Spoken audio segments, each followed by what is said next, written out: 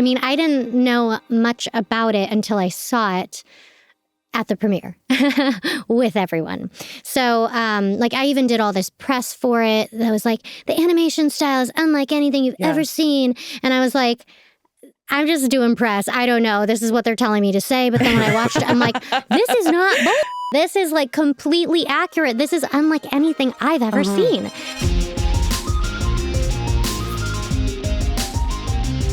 Coming to you from Crunchyroll HQ, this is the Anime Effect. Each week we bring you interviews with amazing people from across the world of anime, from directors to actors, artists, and more to discuss their work and their anime faves. It's pop culture with an anime lens. Today, you get to hear our chat with the amazing and super talented Kimiko Glenn. She's Penny Parker in Spider-Man Into the Spider-Verse and Across the Spider-Verse. She's Nifty from Hazbin Hotel. You Hazbin Hotel fans, I know that you're here to listen to Kimiko Glenn because she's awesome on there. And she's on the Anime Effect today to share with us some behind-the-scenes tea, like how secretive the Spider-Man production actually was. I believe it. Spider-Verse, yeah. I believe it. And why she felt extra pressure when recording her first English anime dub role for Star Wars Visions. We had such a great time chatting with Kimiko, so definitely stick around for that. I'm Leah President. I wasn't here for the interview, but I'm really excited to listen to it. And I'm Nick Friedman. It's your boy, LeAlec Murray. I also wasn't here for it, so I'm excited to hear it. So. Well, the three of us, someone actually told me that the three of us 1, 2, 3 were here to see just how powerful the effect of anime really is. Okay, so I've been thinking about this for a while. Very, very canon to the current situation. Okay. We should all have spider sonas. I'm just throwing it out there. I'll draw them. I'm just throwing it out there. We should all have spider sonas. Okay. Mine is spider. Just like a real spider on a web. Yeah, just a real spider. It's a real spider with the powers of a human.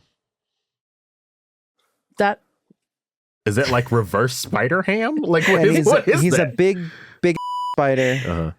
He's a human-sized spider. Venomous? No. Human-sized, not venomous So like spider. a daddy long leg or like a... Yeah, but really big. Like he's the size of a human. Okay. And he wears glasses. And it's just like him like commuting in traffic and like... So work spider? No, spider. Spider, not office worker spider or anything? But the That's government found a way to long. tax him. Yes, the government has found a way to tax me. They're like, you're basically a man. You're a Spider-Man, so... You know, you got to go to work. You got to pay taxes.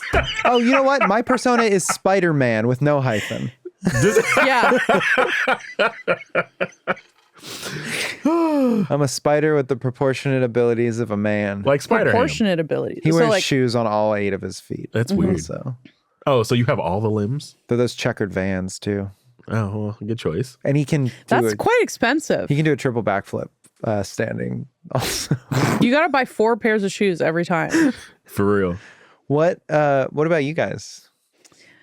Oh, you're looking at me like I would have this on deck already. I think my spider would probably be like, well, I don't know if I can say this, a vigilante justice spider. Wait, why couldn't you say that? No one's watching and like, I sure hope they don't mention vigilante justice. Yeah. That's it? That's what you're leaving? Well, I don't have this like in the back of my mind. Okay, so we've got Spider-Man, no hyphen. Vigilante Justice Spider. Are you a spider that is vigilante justice, or are you a person? I'm an actual spider the size of a spider, but I'm really, really poisonous. And I just be coming in the cracks of your windows and dealing the hammer of justice. At the beginning of with this a hammer, with a hammer. At the beginning of this bit, I had a feeling Lee was like, "Oh, it'd be really cool if everyone would draw fan art of our spider sonas." And so far, you have a big spider with Vans and glasses, and a little one with a hammer. Really spider with a hammer. Wow. Yeah. Neither of us are people. Okay, Lee, bring it home. I'm gonna stick with the normal size spider human person. Like, Okay. Boring. Because I'm gonna actually take the comic answer here. You know, what do they call the big spiders in Australia? Like the wolf spiders? Huntsman? Yeah. Would your name be the Huntsman? Yeah. Wait, doesn't that exist already? Yeah. That's Huntress. That's Craven. And that's DC. Yeah, Craven the Hunter. Huntress, And there's Huntress on DC. Yeah. But not the Huntsman. That's bad. Yeah, Huntsman would be cool. Yeah, I'm into that. Okay. Yeah, he'd be like proportionally strong, can change his size. What would your Very good at costume sneak attacking. What would your costume look like? Oh man, I wouldn't want to have something that's like intimidating, you know, because it would have to be like, hey, you probably shouldn't mess with the big spider dude, but if you do, you're probably in Like a flannel?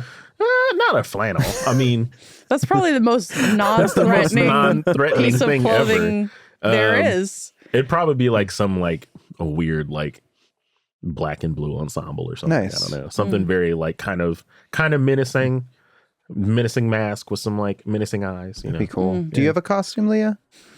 I know it'd I'm be a small. spider. It'd be tiny, but That'd be a tiny costume, but you can still. I mean, hey, if Lego Spider-Man can have a costume in the movie, you can. I wore one certainly of those have one. T-shirts that you get like on Venice Beach of the lady in the bikini. Yeah, it's just like airbrushed. It says Venice. Yeah, or like the muscle It says dude. Venice Beach on the back. Yeah. Okay, and then my guy, my spider, totally nude, Why is he nude? except for his Vans and glasses. Okay, We so might need to workshop that one. Yeah, we may. someone's we may need to okay. workshop He's this. wearing A little hat. a little little top hat, a little top hat, and he's got jean shorts. So he's wearing. So he has a top hat and jorts. Okay. I thought you were gonna go like Winnie the Pooh, where he's got a shirt but no pants. I thought that's what you were doing. That's what you're doing. That's true. That's Okay. true. Please, someone draw this and send it to us. Yeah. I want to see like Lee's like super gritty, super serious Super spider menacing persona. Huntsman Like spider. a little one And on then his it's just- shoulder, and then like the big one behind him with a top hat on, shrouded in shadow. This is not. Don't forget the direction. hammer. This is not the direction I thought this would go, but this is incredible. Okay, you have Spider-Man, the Huntsman. Vigilating justice. I got a hammer. I'm crazy. Vigilante justice. The only every time you say you have a hammer, the only thing I think of is Emperor's New Groove. Where it's like, and a hammer. Okay, anime, y'all. Whew. All right. Yeah. All right, guys. Coming up is that conversation with Kimiko Glenn. Get ready to fangirl alongside Alex and I as Kimiko shares her experiences on the Spider-Verse films, Hazbin Hotel, Star Wars Visions, and more. That's coming right up.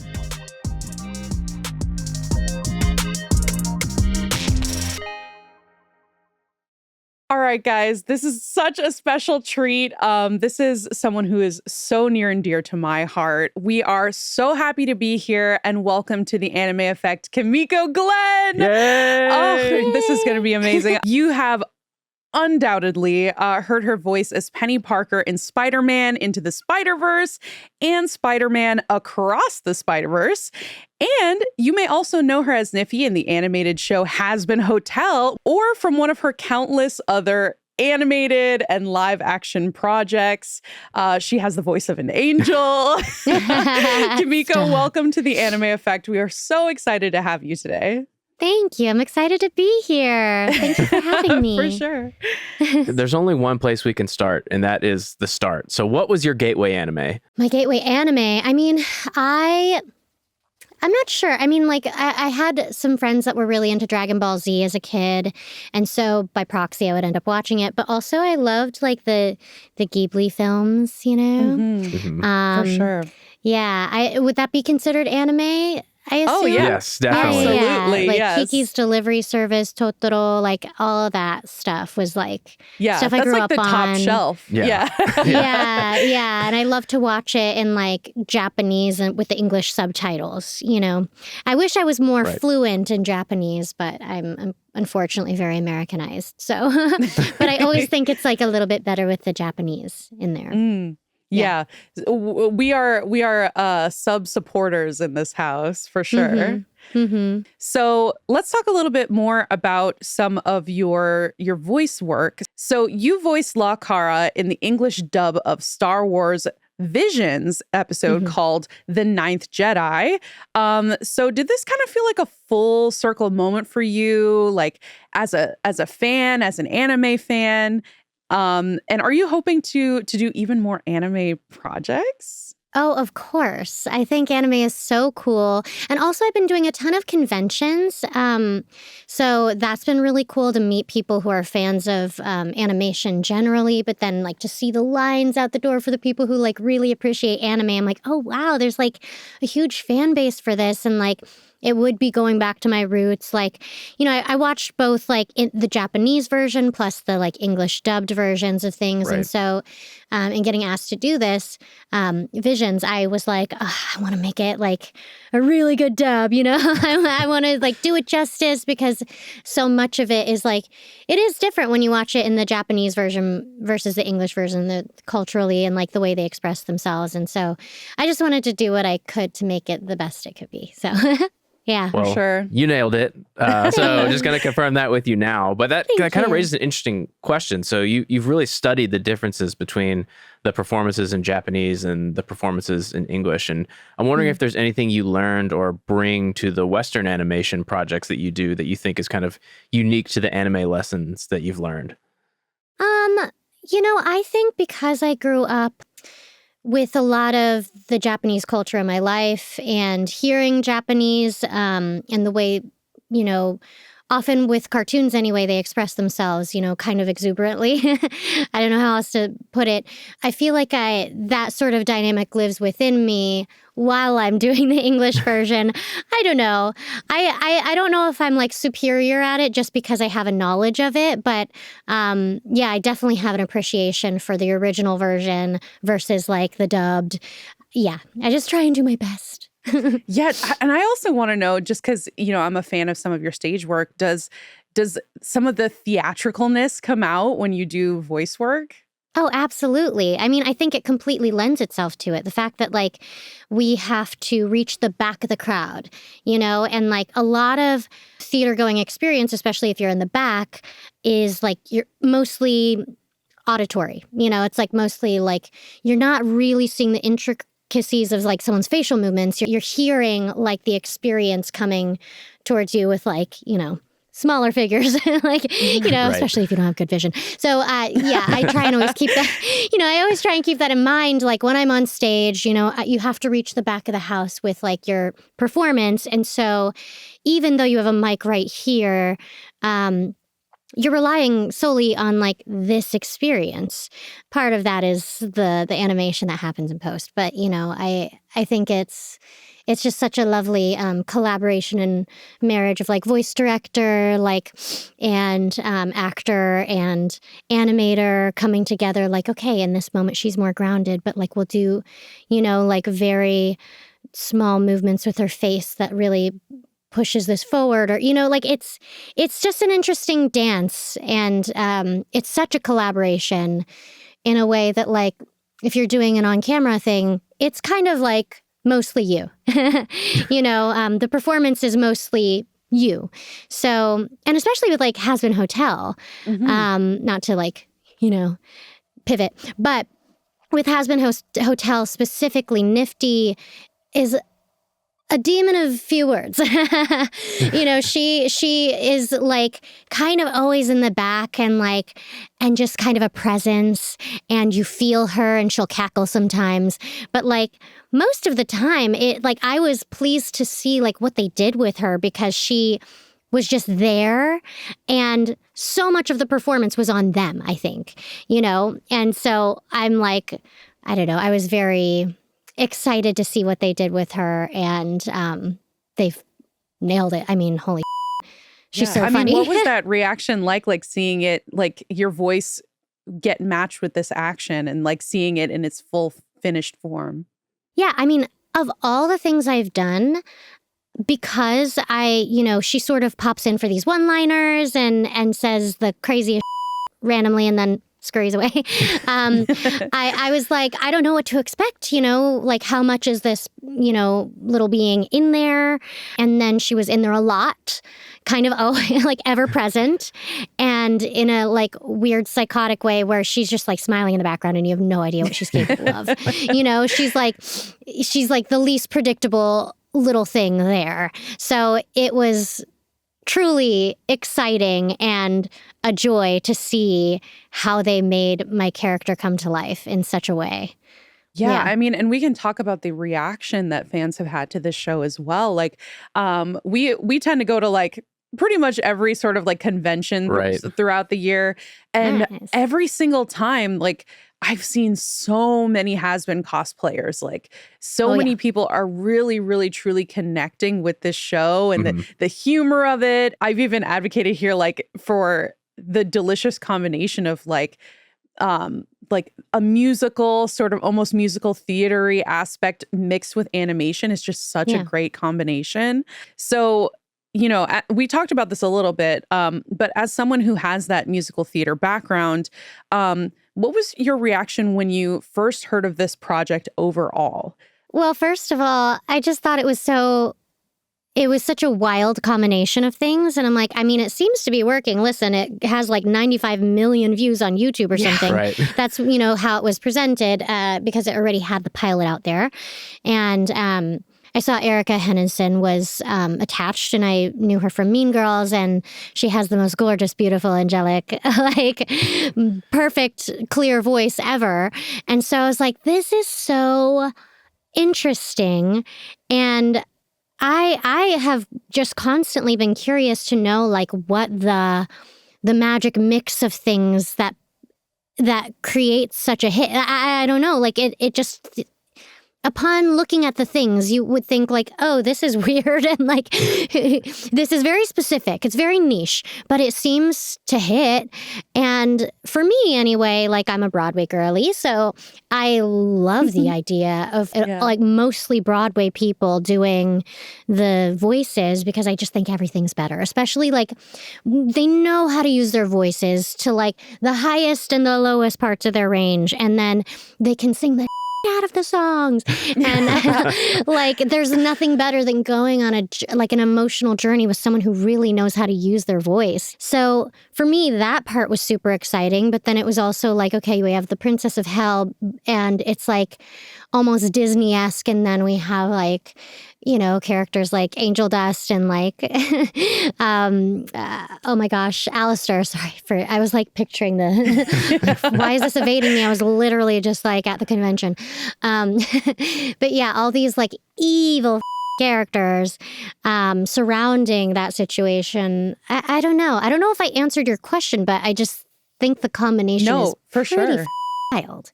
But yeah, like I said, like I love a villain. I think they have some of the most interesting stories. And so I love like where Hazbin has gone vocally, just like you were saying. Like there's so much extra rhythm that you can get when you're sort of, not a typical like hero character.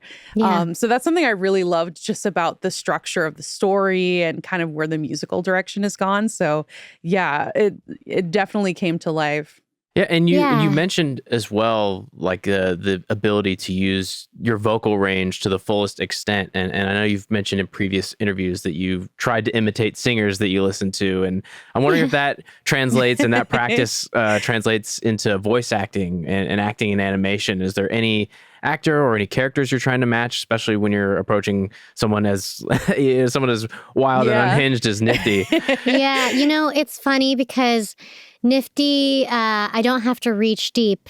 She's in there pretty on a pretty shallow level. I'm like, oh, pluck. Okay, there you are. She lives within. But yeah, for sure. When I was growing up and imitating tons of singers, just trying to like I don't know. I just thought like Celine Dion and like Gloria Stefan and like, I don't know, just all these people who had like very specific voices. I was like, I just thought it was so fascinating and like where they placed it and everything. But that totally lends itself to singing in a character voice, because finding the character's speaking voice is one thing, but then figuring out how to sing as them is a totally like, you don't realize it until you're faced with like the material they've given you, because also you don't know what genre it's going to be in. You don't know, like, especially with animation, it's like all over the map what kinds of music you're going to be singing. So that is the fun part, is when you're trying to find like, okay, how do I place this as Nifty? Is there anyone that you drew from specifically for Nifty?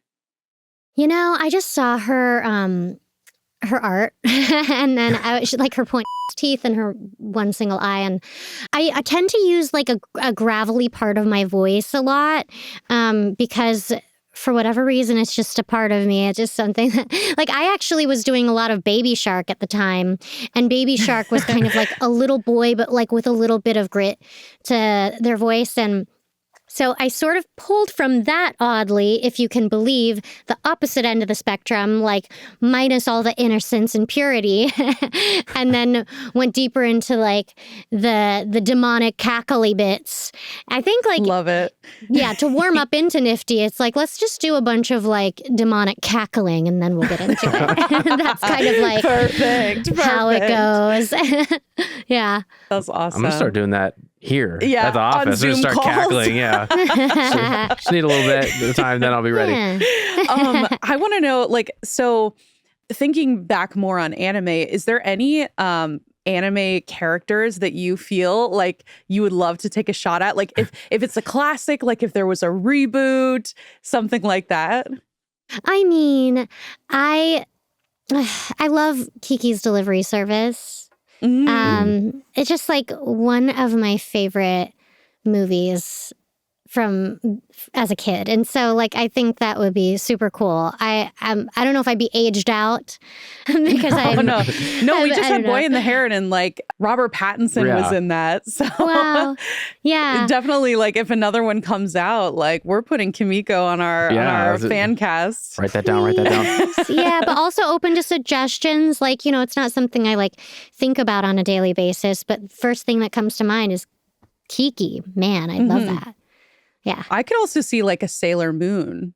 Ooh. Or at least one of the sailors. Yeah. Like, I think you have that very Belle-like voice that to me just reads so magical girl. Like, I think that would be such a great fit. Or even like Nezuko from Demon Slayer, just because she ranges from like very like quiet almost, and then will get really gravelly. She turns like you into mentioned. like a demon. Just like I mean, it would be in your wheelhouse now that you have some like demon experience under your belt. Yeah. I love the understated character that has like little outbursts from here on out, like every now and again, you know? Yeah. We kind of gloss over Spider-Verse, but it's something that we really, really love here on the show. We talk about it all the time. We've talked about the movies, the games. Like we are huge like Spider-Man, Spider-Verse fans. So if we could travel back a little bit, I do want to hear a little bit more about bringing Penny to life. And as far as like this being like a Western animation, talking a little bit more about the differences between that and sort of the anime inspired elements when you were kind of bringing her to life. Yeah, well, you know, it's very secretive from start to finish. I mean, I didn't know much about it until I saw it at the premiere with everyone. So, like, I even did all this press for it. That was like, the animation style is unlike anything you've ever seen. And I was like, I'm just doing press. I don't know. This is what they're telling me to say. But then when I watched it, I'm like, this is not bull. This is like completely accurate. This is unlike anything I've ever seen. So it was really wild and fascinating and like invigorating and inspiring. And, in terms of the actual experience, bringing her to life, I went in on my first day, had no idea, because they didn't give me a script or anything. I didn't really have any idea what to expect, but they like sat me down in front of the computer and they showed me all these animatics and like kind of their idea and like the whole vision for her as a character. And then I went into the booth and they would give me like a page at a time or something of like, you know, a few lines of a scene, and then we'd do it several times. They'd say like, do whatever, like be weird, go balls to the wall kind of. And then when we'd finish out the scene, they'd continue it on and we'd keep like improving and doing bits back and forth. And so to have like no real reference for like what certain things were, but then to have that sense of play was like really interesting. And to see like what parts they picked and chose and like how it all came to life was pretty magical and unusual because I truly had no idea what was going on most of the time. Yeah. I was going to ask, like, that process, like getting one page at a time, like, how do you even go forward with like developing a single, like full character? Like continuity. There has to be a nightmare. Well, you know, how would you compare it to other projects? Well, that is sort of like the brilliance of like voice directors and the director themselves, you know, and just like having an eye on that sort of thing the entire time as these sessions are happening. Because voiceover, as you know, is isolated. Like a lot of times it's not a real conversation. You don't have several people in a booth. Sometimes you do, and that's really cool. But a lot of times it's just hard to align schedules. So, it's up to the voice director and the director and the producers and everything to just have a sense of like what went on or what they're trying to work towards or what their innate sense is generally like as these records are happening. But then you can course correct a little. You do ADR, you know, come and sort of fill in the blanks a bit. And it's a process, but it's really, I don't know, like I give my full trust to these people and it always ends up being great. You know, they're in this business doing it for a long time, as successful as they are for a reason. So I don't tend to have any anxiety about it. And I just make sure I'm like, you know, I would love to play all day. I have no qualms about doing this for an hour. You know, this one scene for an hour if you want. And so they know that about me. So yeah, it's just fun. And that's another film series that's really kind of taken off. And I imagine that's something you see a lot at cons as well. Like, is it kind of warm your heart to see so many things that you're in have that much impact on people in person like that? Yeah, I was going to ask the same thing. Like, what has that been like, just seeing the response in person? Really eye-opening and fascinating and genuine. Like, doing like Orange is the New Black and like Waitress and things that are more like in the public eye, like demographically speaking, like people come up to me and they're like, I love you in this. And I'm like, do you, or do you just recognize me and you feel weird because you stared at me for a while and now you're going to say something? But, you know, like, I never know, like, because there are some times where I see a celebrity and then we make eyes and I'm like, now I have to say something. And then I'm like, I love you in this. But, you know, but I never know, like, words just fall out of my mouth. But at the conventions, it's very, very intentional. Like, people come, like, people drive in, people create art, crossover art with all my characters. And it's like, I feel truly like they genuinely couldn't be happier to meet me. And that is like, it's so sweet. It's so sincere. And it's just something you don't get when you're walking along on the street. And especially, like, I don't get a lot of like, oh my gosh, you're from this on the street for my animation because, you know, my voice, it's like, it's very specific. You'd have to like hear me and not see me. Yeah, it's just really cool. I don't know. Ever since I started doing it, it's just blowing my mind. Yeah. And really cool because I didn't know so many people loved cartoons. Oh yeah, I feel like there's no community that is like, there's just something so special about like the combination of like the nerd community / anime community / tabletop gaming community. Like, I feel like in those spaces, it's just so welcoming. And we've heard that from past guests too, like being able to walk into these like convention halls and kind of feel that energy. It's just so unique. And it's something that I love about being in this community as a whole. Yeah. Absolutely. And also like on my end, like from the creation side of it, like no one has an ego. Everyone is just playing and trying to like have the most fun and create the most interesting world. And like, there's no power play. There's none of this like stuff that can tend to happen. Like if you're on a set, there are so many moving parts and it's no one's fault really. But like, you know, with animation specifically, I just have never run into an ego. And everyone is so sweet and so happy to be there. And it's only a joy. And that's what I experience from the fans as well. So it's so sweet. I love it. Yeah. That's awesome. And that's a great note to round out on, I think. Like,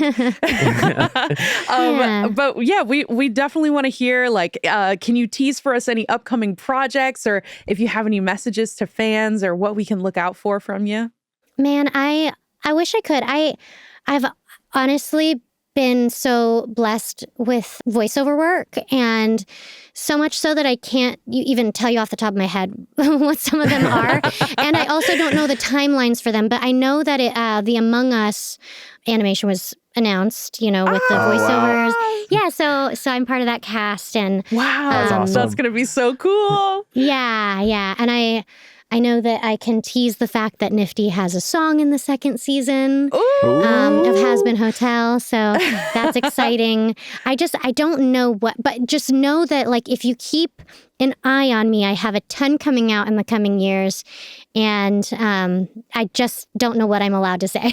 But it's all very exciting. Yeah, busy, slay the house. Set your Google alerts, grateful. everybody. Yeah. Please, someone tell me what I'm doing.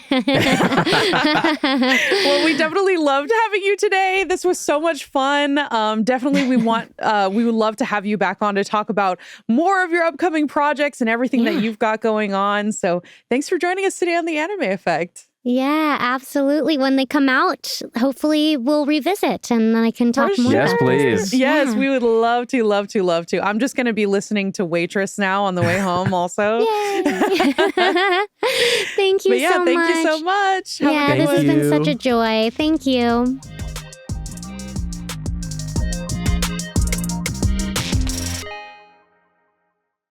Love Kimiko. Always a pleasure.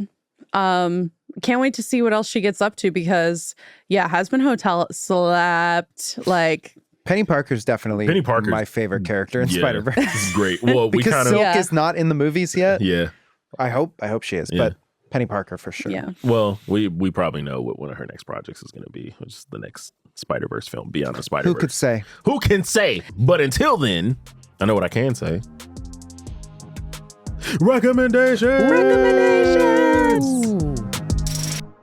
Okay, we're doing something a little special for recommendations this week. Yes. So, I love when we do themed stuff. Yeah, same. So, we haven't done one of these in a while. I know. For the second year in a row, Crunchyroll News has published an English dub census. It is a breakdown of every English dub that was available on Crunchyroll. It was led by our editorial producer, Liam Dempsey.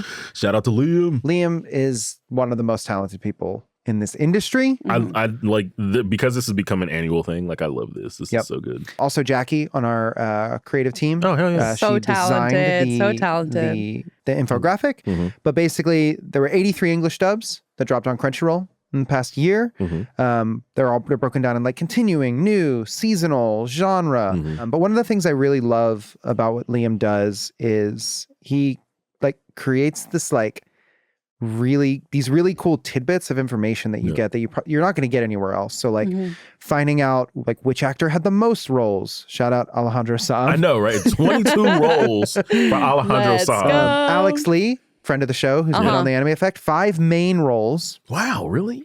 My Hero Academia Season 7 featured the most voice actors at 135. Crazy. That's amazing. Crazy. 34 voice actors appeared across all genres, which is wild.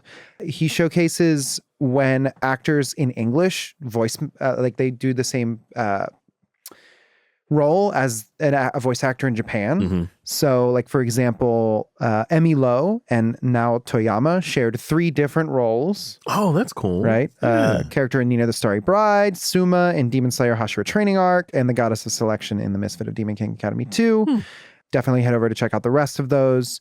I love one of the other ones here is like the additional statistics. So for example, Sarah Natacheni, who voiced Alia in Alia Sometimes Hides Her Feelings in Russian, who is also Ash Ketchum in Pokemon, speaks fluent Russian. So she did that in Alia, which is crazy. Voice actor Jim Ferranda voiced Lord Ferranda in The Weakest Tamer Began a Journey to Pick Up Trash. We've talked about this on the show before, but Cliff Chapin and Kristen McGuire, who are the main two characters in The Duke of Death and His Maid, are married in real life. And then my favorite one, which is the English dub for Sasaki and Peeps, replicated a casting gag in the Japanese version where a bunch of the actors have the last name Sasaki with a Chris crossover. All actors with the name Chris or Kristen or Crystal. So funny. Y'all go check it out. It's really awesome. Cool. Show Liam some love on this one. This was actually pretty great. These stats are awesome. And share it. Liam. A bunch of the voice actors were sharing it, and I loved seeing like their reactions and stuff. But basically, we figured we'd show you guys this thing, tell you about it, and then say for recommendations this week, what are some of your favorite anime English dubs? Ooh. Gotta be Skate the Infinity. It's a great one. Skate's a good one. It's a great one. Skate's a The good line one. bros and non-binary hoes, that hit me in my heart, in my core. Never has an anime line hit me like that. Other than like Bryce's delivery of "You traitors" in Attack on Titan. Yeah, the Attack on Titan dub is really, really, It's really really, good. really good. Matthew Mercer. Oh man, he's doing Sakamoto days right now. He's we gotta get that guy on the show. I would love to have Matt Mercer on the show. Matt Mercer, if you're listening, pull up. Open invite, pull up. Some of the more recent dubs that I've really enjoyed, the Ranking of Kings dub was really good. That was good. Apothecary Diaries with Emmy Lowe as Mau Mau. Fantastic, yeah. Another great one. The Chainsaw Man dub, Ryan Colt Levy. Ooh. Great. And that one I remember because I was working like international news at the time. Yep. And I was going through doing something like looking at all the dubs, like making sure they were all out to update our like article with the dubs. And so I got a chance to like listen to the Chainsaw Man dub in a bunch of different languages. And let me tell you, like all of the different casts rocked that, especially like the Spanish cast and the Portuguese cast. Like Dude, it's Denji's world and we're just living in it. so good. For sure. And then as far as classic ones go, I mean, the OG Digimon dub, it It's just holds so such a good, special man. place in my It's heart. so Like good. Joshua Seth Same, and yeah. like it's just good stuff. I mean, if we're gonna talk about newer ones, I really enjoyed the Kaiju number 8 Oh yeah. dub. It's a good one. So good. Solo leveling dub was great. Alex Lee. And Jay Balvin? And Jay Balvin. And obviously like the voice of Itadori. That's right, Adam MacArthur. Yep. So I have some older ones that I only watch dub, and it's probably because like of the era we all grew up in anime with like Toonami, and dub was really the only access we had. So there's some that like I've tried to watch in Japanese, and it's so weird that I have to switch back. Cowboy Bebop. Oh, that Cowboy Bebop is an all-time dub. Incredible. Like it's one of those where like you have to watch it in both English and Japanese because they're both It's so good. singular. So good. How can we not talk about Light Yagami in Death Note? I'll take a potato chip and I'll eat it. Oh my god. Or like, oh my gosh, like his voice has like transcended just like the Death Note series, like That's and inserted true. itself into like meme Like culture. TikTok sounds and stuff. It's Death like Note dub is embedded. good. It's like a very special dub of its time. Yeah. I agree. His laugh, iconic. Another one, and I think we brought this up a couple episodes ago, but Outlaw Star. Like I absolutely love Another Outlaw classic. Star. The dub for Another Outlaw classic. Star is incredible. We have to mention Yu Yu Hakusho Yeah. because we see Justin Cook every day. We see Justin every day. And we're just like, you're a Meshi. you're a Messi. Oh, also Fruits Basket. That's another one to the me Fruits that's Basket dub like is the voice of awesome. Toru. Like, Yeah. love it. Like Yeah. I have only, I think I only ever watched the original It's Laura Bailey, Seiyus right? in Laura the Bailey is remake. Toru. Yeah, I believe so. Yeah. Yeah. But then I rewatched it in the dub, and I just have like a nostalgia with like the voice of Toru for sure. Like if you like Critical Role, you will recognize some names For sure. from the Fruits Basket For dub. sure. And then Windbreaker, another new one. Windbreaker's dub was pretty yeah. dope too. Yeah. Well, there you go.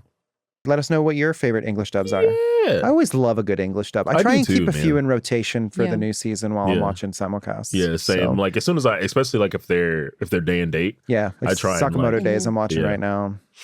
It's a good one. Oh, Dr. Stone dub is also really Dr. good. Stone, With Aaron yeah. Dismuke. Yeah, it's really good. Okay, recommendations from you guys. We got Dark Compte. Dark Is it dark? Compte. Dark compote? Dark, Is that what it is? dark compote. Via Spotify. Hello. Watch this episode, my first, on Le Crunch, which I assume is Crunchyroll, and really liked it. This was the Joe Eisma episode that this was a Oh, comment on. great. Shout out, Joe.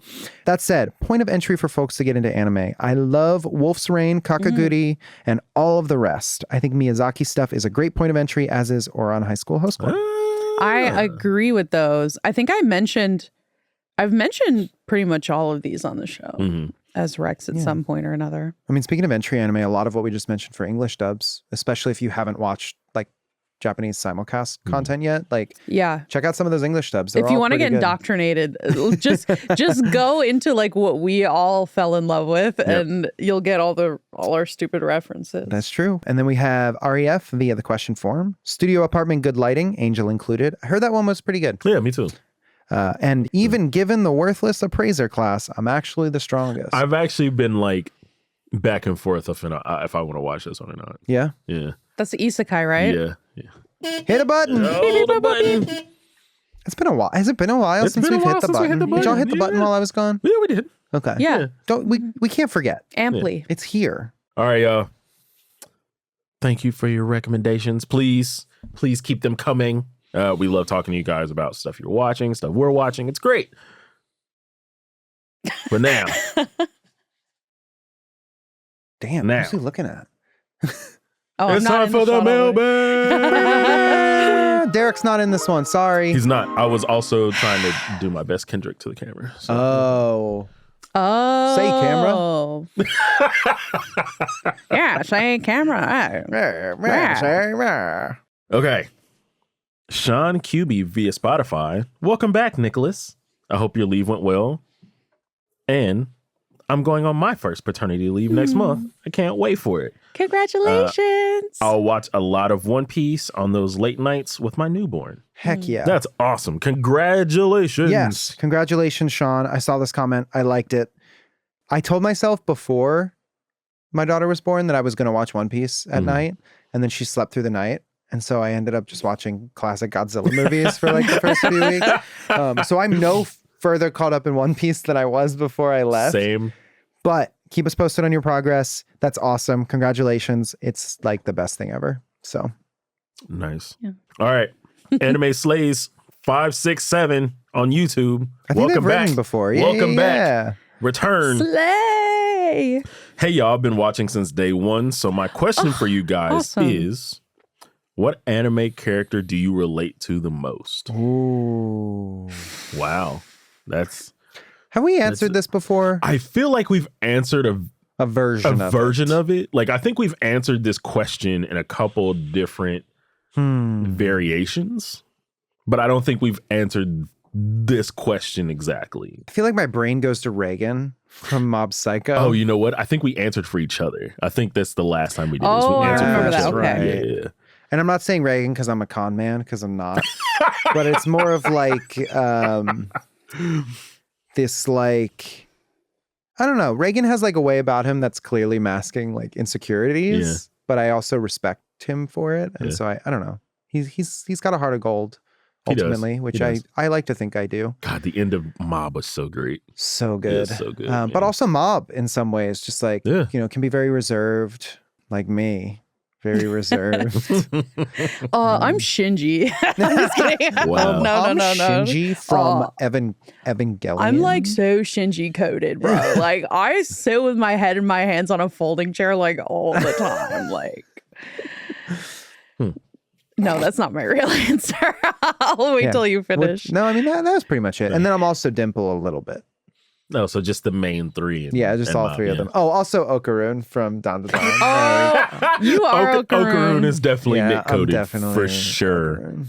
Is Leah. it still your profile picture on Slack? I think I changed it back to Boji. I think you got did. it. Yeah, you did. It just feels right when it's Boji. Yeah. Yeah. I try and change mine every Everything's right. season. I do love Boji from Ranking of Kings. I don't relate to him, but He's love him. relatable. Yeah, He's relatable. just a cute little guy. He's a cute little guy. I would say I relate to, if you've ever seen, I've talked about this before because I was reading the manga and then started watching the anime, but I think her name's Umaru from Himoto Umaru-chan.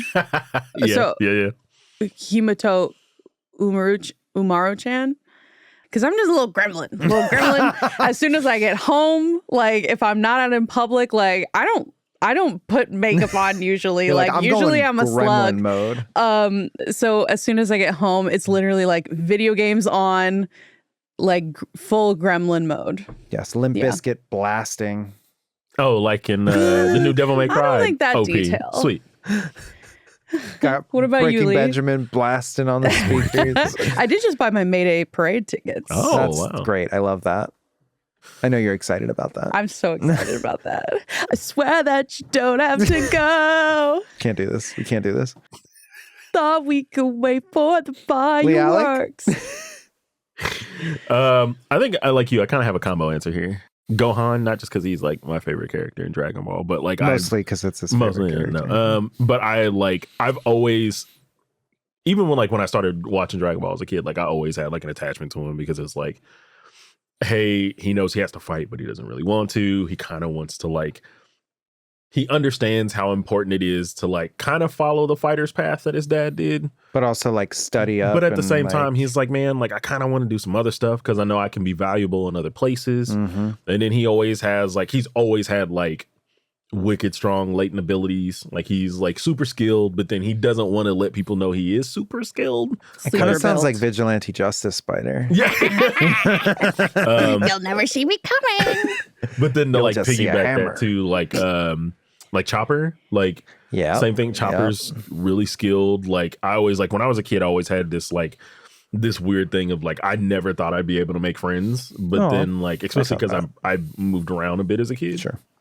But was definitely not the case. Like, I found my pirate crew eventually. He was popular. And he's also super skilled, but is also like, kind of unsure of himself. But then he kind of like, The crew needs him. yeah, but then he's like, Yeah. like people actually need me. Like I'm actually valuable. So that's going to be my combo answer. I like that. my guys. That's a good answer. That's a good answer. Yours was good too. Not as good as Lee's, but still good. Yours was good too, not as good as Lee's. Yours was all right. Yours was okay. Well, I think we want to hear from y'all at home. Yeah. What anime characters do you relate to? You Yeah. can let us know via the question form Who can relate? got.cr/anime effect questions. That's got.cr/anime effect questions. Or you can respond on social media or on YouTube or write a 5-star review. Listen, we only got a couple after the last time I said this last week. I want to see numbers. Run up them in 5 the stars, streets, baby. 5 stars, the Anime Effect, #1 show on NBC. That's what I want to see. On NBC. You know what I'm saying? This is what I want to see. Also, Spotify. I don't know if you said Spotify yet, but we'll say it again. Yeah, Spotify. 5 stars. Also, if you're on the Crunchyroll channel, on Pluto TV, or I don't know. Amazon Prime Video channels, shout out to you. Yeah. Yeah. That's We great. appreciate you. Kind of scares me that you are. Scared. Why? It's pretty terrifying to me to know that like I could just like pop up on someone's TV. But like if that's anyone's watching on very Crunchyroll scary. or YouTube, you'll be on the TV as well. I did have somebody hit me up recently, like that I went to school with, that was like, hey, so my kids just randomly turned on the Crunchyroll channel. You were on TV. And I love I just wanted to that. say what's up. I'm like, hey. See, I think you're right though. Like that'll never feel normal. No. It doesn't. Not It's at all. cool though. I I think it's pretty cool. It doesn't. Also, the Discord. If you're in the Discord, Yes. hit up the Discord. Hit up the Discord. We're And if you're active in the not, Discord. go to it. Yeah. Crunchyroll Discord. Do it. Gamers. gamer moment. Lee, you want to take us out? Hell yeah, brother. Thanks for joining us for another episode of The Anime Effect, brought to you by Crunchyroll and the folks over at Sony Music Entertainment. Be sure to subscribe so you never miss an episode. The Anime Effect is hosted by me, Spider-Man, LeAlec Murray, also known as the Huntsman, and Leah President, the Vigilante Justice Spider. We are executive produced by Jonathan Hirsch, Joanna Clay, and me. That's Nick Friedman who's speaking. Our lead producer is Kyla Carnero. Our associate producer is Zoe Culkin. Vince Garza filmed and Pixelworks edited the video. Our head of production is Sammy Allison. Special thanks to Carla Solorzano and to Mika Balance Kalasny. I noticed you didn't credit Derek as the mailman. He wasn't in on this this episode. We still said your name when you were gone. Dang. Listen, Dang. Derek is not here enough to be included. He did only show up for like one episode, so he can't get his names in the I'll tell you what, though. Quiet. We're going to be back next week. We are. I don't know if Derek will be. Probably not. Yeah. With more anime.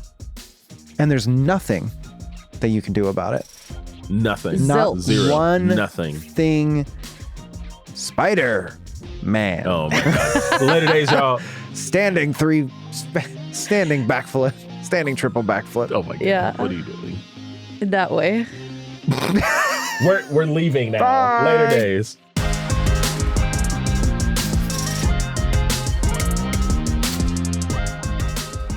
Did you ever have family members that played Boggle? No. Boggle. You know Boggle? Yeah, I know Boggle. I play Boggle with my mom. That The sounds very sound late. of them shaking that thing hard as yeah. hell is like playing in my head right now. I don't like that's how I feel.